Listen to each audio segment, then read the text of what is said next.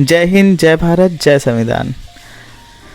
तो कैसे हैं आप सब। स्वागत है आपका अपने channel the deep ice study में। तो आज हम जानेंगे कि हमारी फंडामेंटल ड्यूटीज़ क्या क्या हैं, हमारे मौलिक कर्तव्य के बारे में। तो ये है आपका पार्ट 4A आर्टिकल 51A में। ठीक है साथियों, भाग 4 और अनुच्छेद 51 में। तो ये कई सारी हैं, अभी आपके सामने मैं सूची पेश करूंगा, लेकिन उससे पहले मैं कुछ बातें बताना चाहूँगा जो आजकल समाज में हो रही हैं और जिससे मैं बिल्कुल एग्री नहीं करता हूँ। मैंने कुछ वीडियोस देखे हैं जिसमें कुछ लड़कियाँ बाबा साहब के बारे में कुछ भी उल्टा सीधा बोल देती हैं। मतलब पुरुषों से ज़्यादा तो बाबा साहब ने महिलाओं के लिए किया है, लेकिन आजकल की महिलाएं उस चीज़ को समझ ही नहीं रही हैं।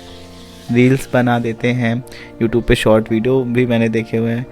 बाबा साहब का महत्व जब तक एक एक देश का नागरिक नहीं समझेगा तब तक ये अज्ञानता में देश का कभी विकास नहीं हो सकता है।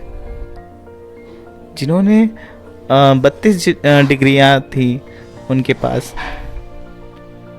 और बाबा साहब ने महिलाओं के लिए इतना कुछ किया है कि गिननाने बैठ जाओ तो सुबह से लेकर शाम हो जाएगी, लेकिन महिलाओं को ये समझ में पता नहीं क्यों नहीं आता है। मैं तो मतलब सोच के दंग रह जाता हूँ कि अरे देखो, पहले तो उनका कोई भी एग्ज़ाम हो उसमें उनकी फ़ीस नहीं होती है, बस में, ट्रेन में रिजर्वेशन, मैटरनिटी लीव, और कितनी देश की अच्छी अच्छी महिलाएं अच्छी अच्छी पोस्ट पे हैं। जैसे मायावती जी ले लो, इंदिरा गांधी जी ले लो, अभी एक तनु जैन हैं जो DRDO में असिस्टेंट डायरेक्टर हैं।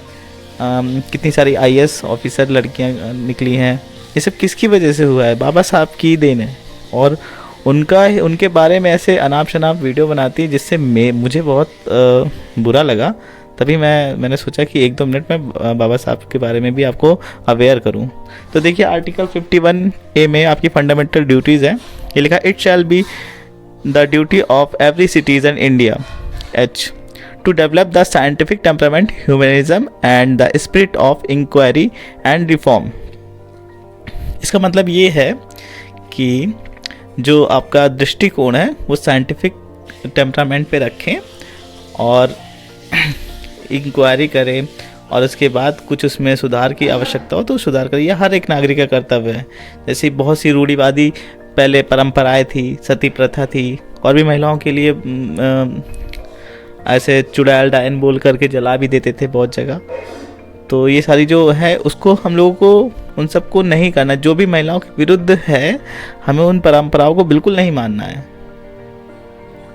ठीक है साथियों, यही बाबा साहब ने भी किया है। बहुत सारे उनके हक और अधिकार के लिए कई सारे कानून लिखे गए, लेकिन आजकल की महिलाएं और जो लड़कियां भी हैं, मतलब सीरियसली, मतलब इतना बुरा लग रहा है कि मुझे इस पे वीडियो, मैं नहीं चाहता था बनाना लेकिन बनाना पड़ा। अब देखिए, फंडामेंटल ड्यूटीज़ ये होती है to abide by the constitution and respect the ideals and institutions. ये इंग्लिश में है, इसके बाद हिंदी में भी मैं आपको बता दूंगा। और उसके बाद है to respect the national flag and the national anthem, to realise and the follow essential ideals of secularism, democracy and non-violence, to preserve the culture and the heritage, to protect the sovereignty, unity and integrity of the nation, to safeguard the public property, to defend the country even at the cost of our life, to protect natural resources, to avoid dowry, gambling and other social evils, to strive toward excellence in the respective surface of the activities of the individuals। देखिए, इसके बारे में मैं हिंदी में आपको बता देता हूँ। ये आपके जो 11 फंडामेंटल ड्यूटीज़ है, मतलब ये सभी के लिए है।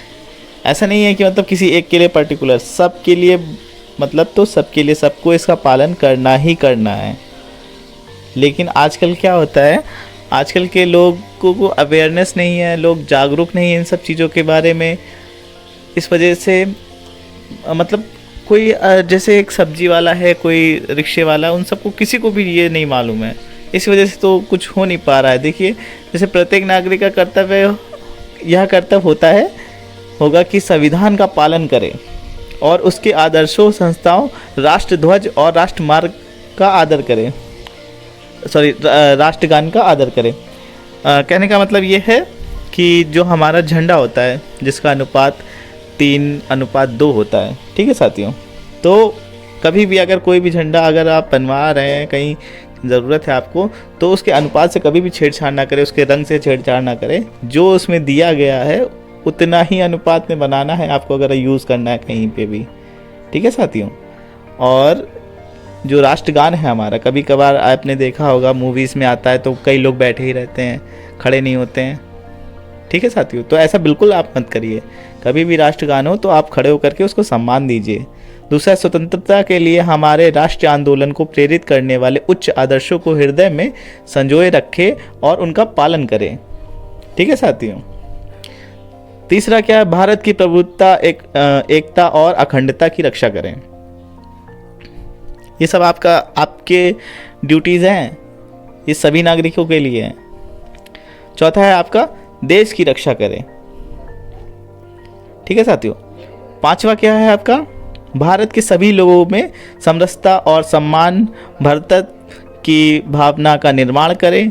छठा है आपका, हमारी सामाजिक संस्कृति और गौरवशाली परंपरा का महत्व समझें और उसका परीक्षण करें। प्राकृतिक पर्यावरण की रक्षा करें और उसका संवर्धन करें। वैज्ञानिक दृष्टिकोण और ज्ञानार्जन की भावना का विकास करें। तो ऐसी जो कोई भी मनगढ़ंत कहानियाँ होती हैं उन पर विश्वास ना करिए, अपना वैज्ञानिक दृष्टिकोण रखिए। ये सब आपकी ड्यूटीज़ हैं और आपको बहुत सारे अधिकार मिले हुए हैं। सार्वजनिक संपत्ति को सुरक्षित रखिए, जैसे कोई भी आपकी प्रॉपर्टी है, गवर्नमेंट प्रॉपर्टी, तो उसको आप किसी भी तरीके से डैमेज ना करें। आप ये सोचते हैं कि अरे ये मेरी तो नहीं है, मतलब कोई भी कभी कुछ भी कर देते हैं। कभी कभार तो देखा होगा आपने कि ट्रेन की पटरी से कोई लोग तो नेट बोल्ट ही खोल ले जाते हैं, ऐसे ये सब चीज़ें नहीं करनी है, ठीक है साथियों। और कहीं भी हो तो आप रोकिए उसको, ठीक है। और 10वां है आपका, व्यक्तिगत एवं सामूहिक गतिविधियों के सभी क्षेत्रों में उत्कृष्ट की ओर बढ़ने का सतत प्रयास करें। तो ये सारी जो आपकी ड्यूटीज़ हैं 10 की 10, ये आपको निभानी है। और इसमें देखिए 6 से 12 साल के बच्चे को भी, जो बच्चे हैं आपके आसपास, उनको भी भैया प्रेरित करें कि उनके माता पिता को अगर अवेयर नहीं है तो उनको भी भेजें स्कूल, ठीक है साथियों। ये सब आपकी ड्यूटीज़ हैं और आशा करता हूँ कि आप इनका पालन करेंगे।